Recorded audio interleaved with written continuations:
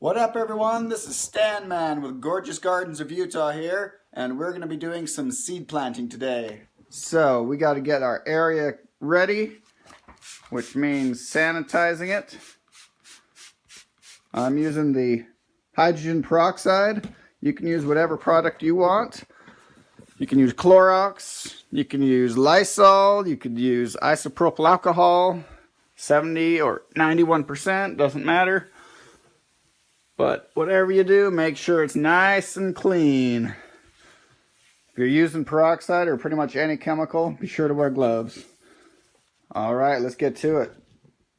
Alright, before we begin, we need to make up our water mixtures. I went over this yesterday, but I'll go through it today. Today I have 7 jars, and we'll be putting in Clonex, about 5 drops. We'll be putting in concentrate minerals, also about 5 drops. And we'll be putting in Epsom salt, about 1 milliliter. And then the stuff that I don't have label for, Super Thrive, about 3 drops.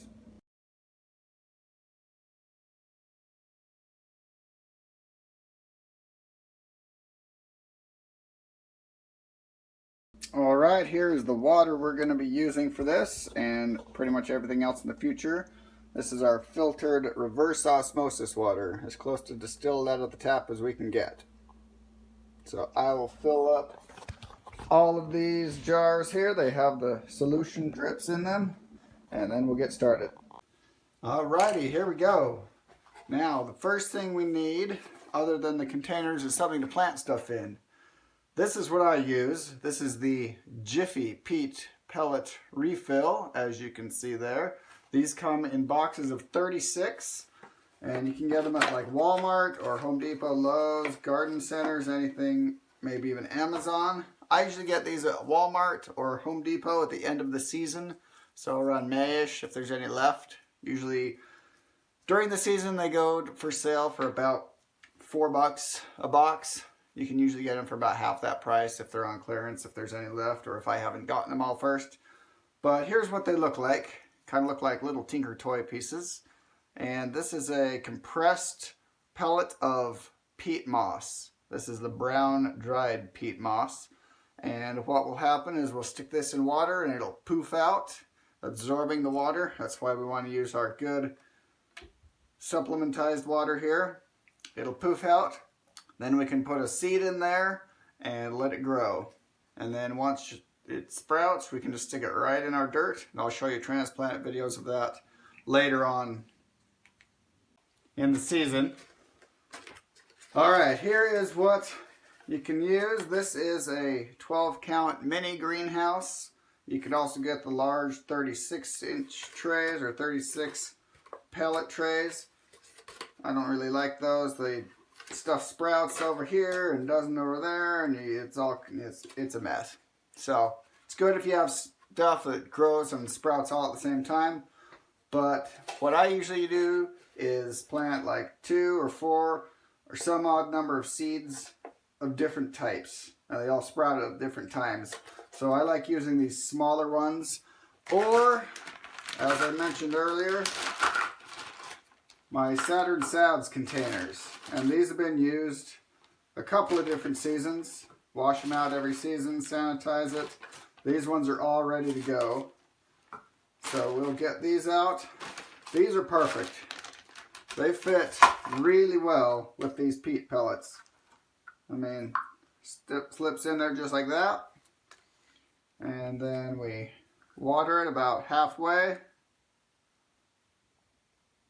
There we go. And then we just let it sit. And it takes about 5 to 10 minutes. This water is somewhat cooler, so it'll probably take a little longer for it to poof out. But usually if it's a much warmer water, say around 75, 80 degrees, it'll take less than 5 minutes to poof out.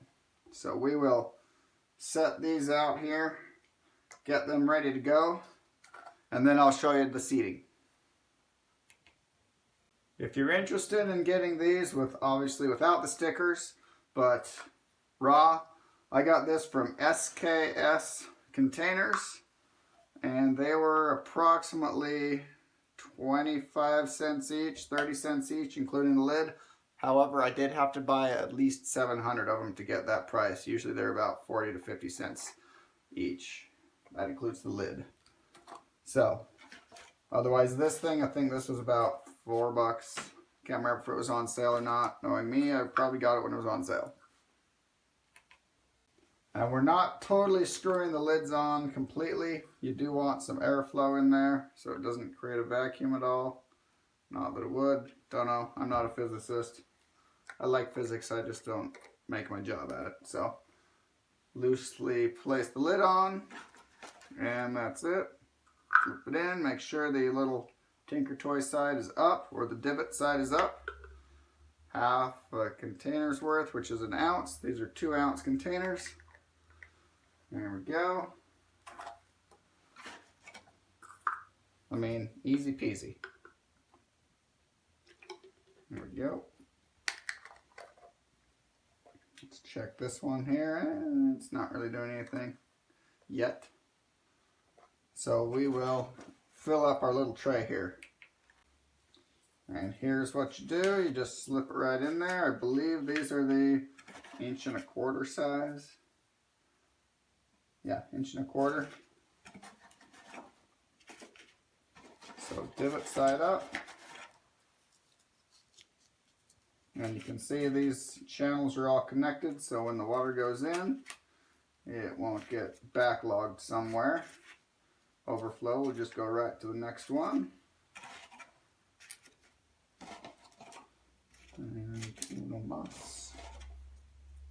Alright, there we go. Then we just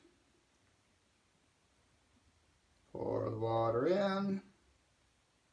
And yes, they do float. So give them the benefit of the doubt. Submerge it a bit. You get some bubbles. That's the air escaping. There we go. Another reason these trays are kind of iffy. But we'll see how long that takes to poof out. All right. We've got a few more going here. We've got all sorts of different colors. Had purple and red and blue, and green was the main one. I used to have a bunch of different varieties of lotion blends, but that was a couple years ago.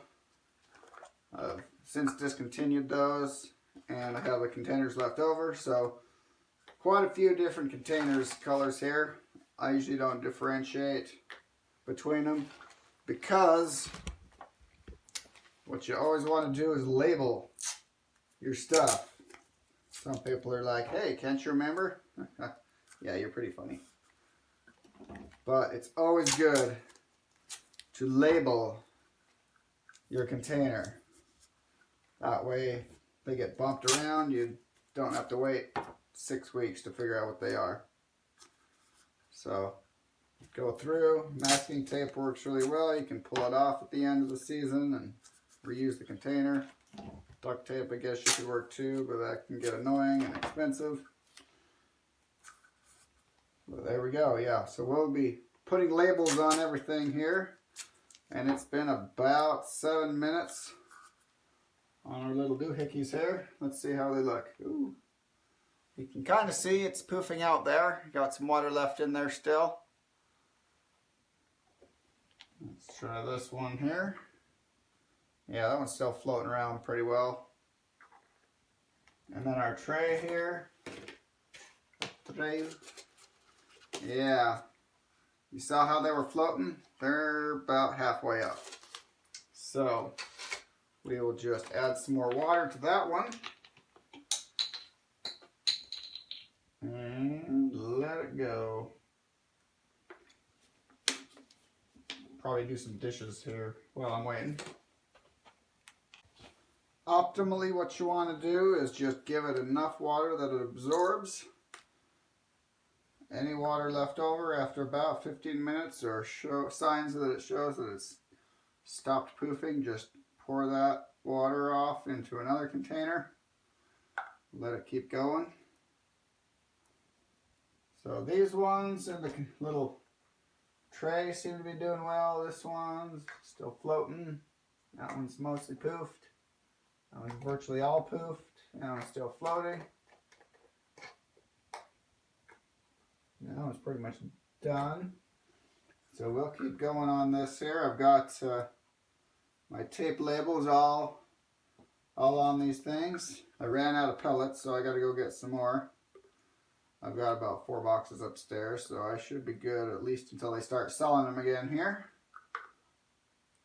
Alrighty, so yep, just like that. Get everything ready and then keep yourself busy while you wait.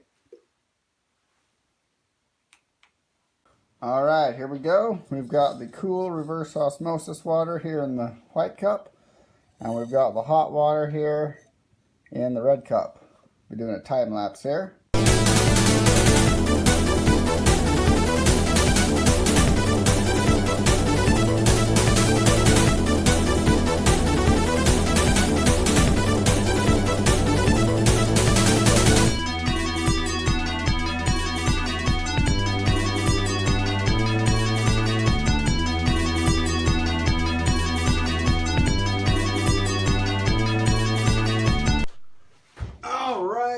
Here we go.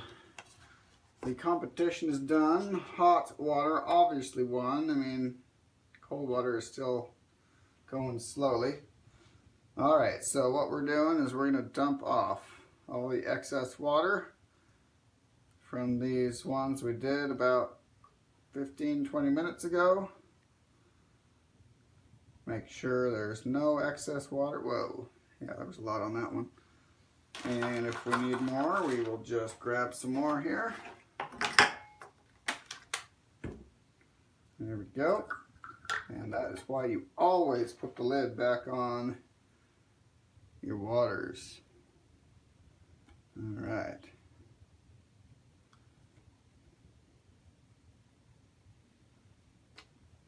So some of these are still, you know, after about 15 minutes, they're not going to absorb any more. There we go. So we're just going to finalize the setup here and get back to it. All right, we are pretty much done here. We've got all of these jars with the pellets poofed out. These 4 are still continuing. We've got plenty of water for our plants upstairs, so we're going to continue this upstairs, and you can see what I did with the place up there.